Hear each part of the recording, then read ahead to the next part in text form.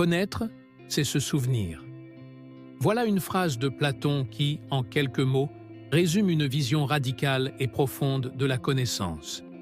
Selon lui, la véritable sagesse n'est pas quelque chose que l'on acquiert, mais plutôt quelque chose que l'on redécouvre. Platon nous invite à voir l'apprentissage, non pas comme un processus de saisie de connaissances extérieures, mais comme un chemin intérieur, un retour vers ce que notre âme connaît déjà. Mais que signifie exactement cette idée? Pourquoi, selon Platon, connaître serait-il équivalent à se souvenir? Permettez-moi de vous guider dans cette réflexion. Platon, dans son dialogue Ménon, nous propose une vision étonnante de l'âme humaine. Elle est immortelle et avant même de naître, elle a connu toutes les vérités du monde. L'âme vivait alors dans le monde des idées, un royaume parfait où la connaissance est pure et intemporelle. Mais au moment de l'incarnation, lorsqu'elle s'associe au corps, elle oublie ses vérités. L'enseignement, selon Platon, n'est donc pas un processus de transmission de savoir nouveau, mais un acte de réminiscence. Connaître, c'est réveiller en nous ces vérités oubliées. Retrouver ce que nous avons déjà appris dans une existence antérieure.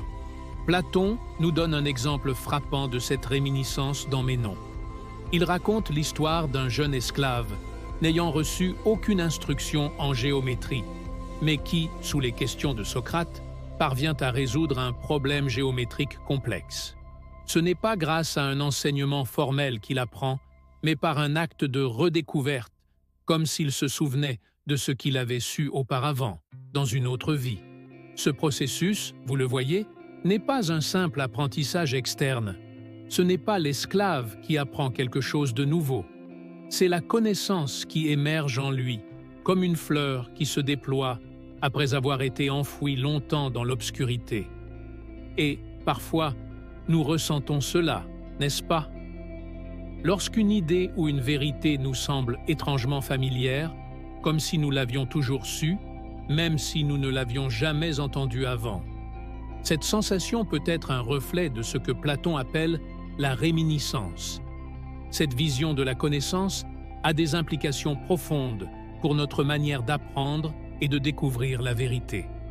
Si la connaissance est en nous, enfouie dans l'âme, alors l'éducation ne consiste pas à remplir un vase vide, mais à allumer une lumière intérieure.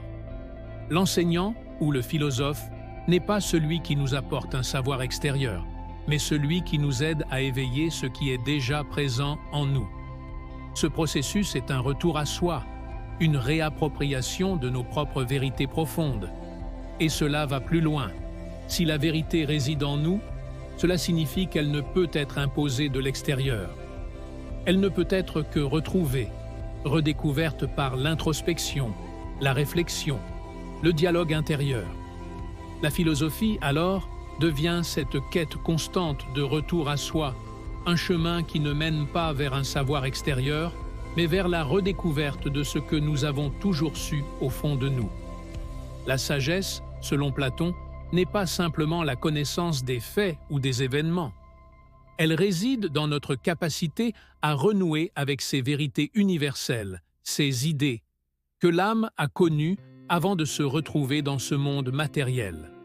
Pour Platon, philosopher n'est pas chercher à accumuler des savoirs, mais à raviver ce qui est déjà présent en nous. La sagesse est un retour à cette connaissance originelle, un acte d'humilité qui nous pousse à reconnaître que la véritable vérité ne se trouve pas dans le monde extérieur, mais dans l'essence de notre propre être. Alors, que retenir de cette idée selon laquelle connaître, c'est se souvenir?